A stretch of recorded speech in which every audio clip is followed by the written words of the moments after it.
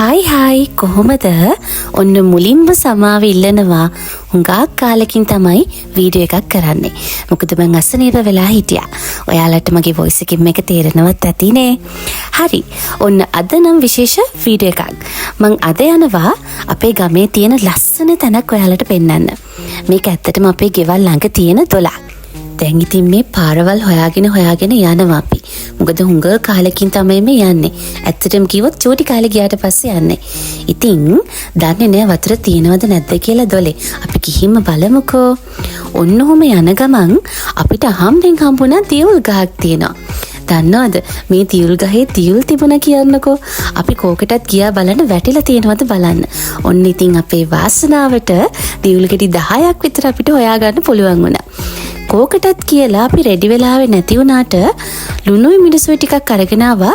කැලේදී මොනවාරි හම්බුනොත් කන්න පුළුවන් කියලා හිතාගෙන.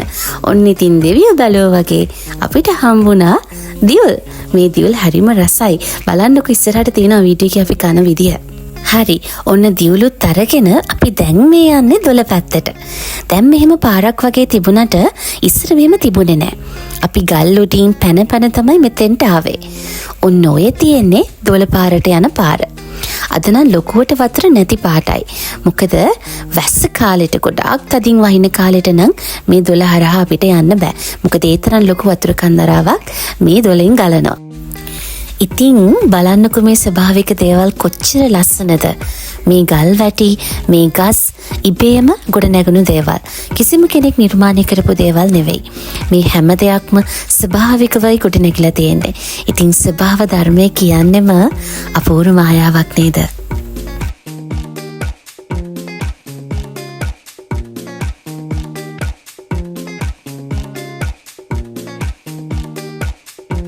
ඉතින් ඔන්න ඔය තියෙන්නේ දොළ ගලාගෙන ඇවිල්ලා හැදිලා තියෙන පුංචි ලිඳක්.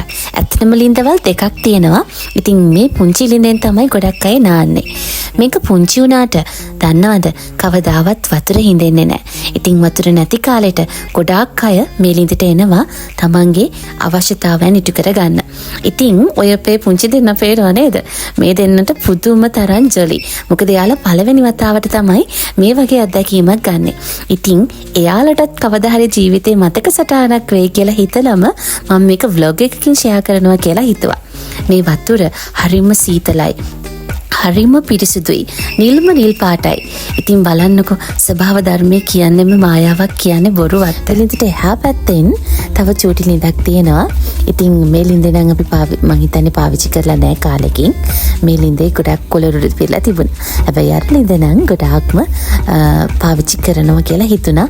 එතෙන්ට ගියාට පස්සේ ඉතින් නිල්ම නිල් පාටට මේ වතුර ටික දැක්කාම ආස හිතුණා. ස්වභාව සෞන්දර්යය කොච්චර ලස්සනද කියලා හිතුණා.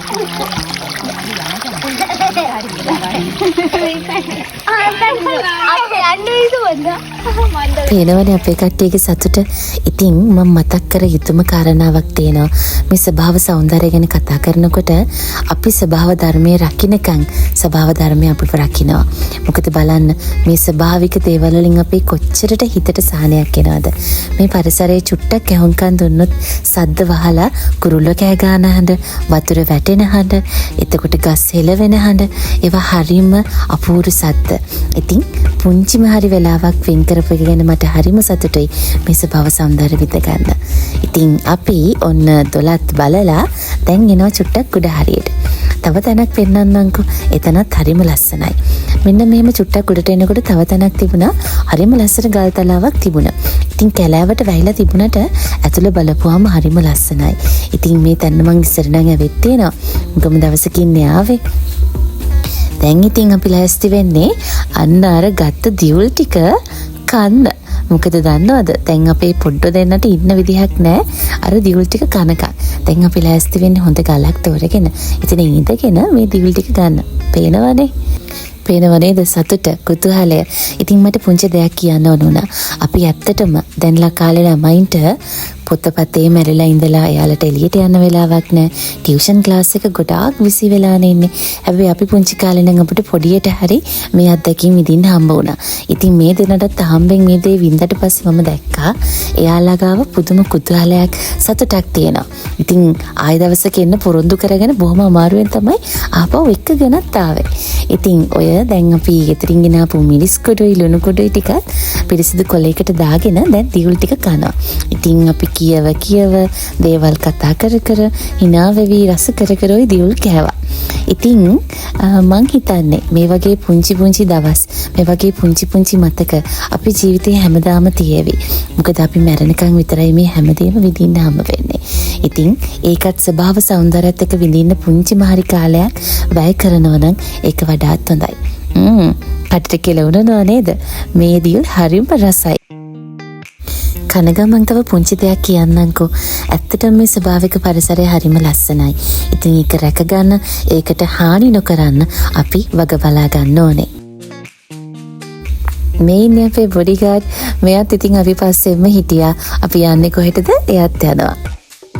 හරි ඔන්න ඉතින් කාලා බීලා ඔක්කොම කරලා දොලත් බලලා සතුටු වෙලා දැන් මේ ගෙදර යන්න තමයි හදන්නේ. ඉතින් ගෙදර ගියෙත් බොහොම අමාරුවෙන් අර දෙන්නව එක්කගෙන ආපහු එන්න පොරොන්දුනා නාගෙනම දවසක දොලෙන් නාමු කියලා පොරොන්දු කරගෙන තමයි ඔන්න දෙන්නව එතනින් අරගෙන ආවේ. ඉතින් මං හිතනවා මේ වගේ අත්දැකීම් ජීවිතේට පුංචි මතකයක් වෙන්න ඇති. හැබැයි ඒක හරිම සතුටු මොහොතක්. ඉතින් අනිවාර්යෙන්ම මේ වගේ තව vlogs මම අරගෙන එන්නම්.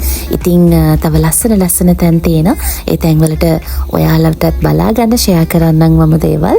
ඉතින් මෙන්න මෙහෙම ගෙදර යනකොට ගෙදර වත්තට පෝනියෙක් ඇවිල්ලා හිටියා. හැබැයි ඉතින් මේක ගන්න අරන් තියෙන්නේ මම අනිත් පැත්තට වීඩියෝ එක. කමක් නැහැ. ඔන්න ඔය පෝනියත් බලාගෙනම මේ කතාව ඉවර කරන්න. එහෙනම් අදට මේ vlog එකෙන් යන්න මම තාරා.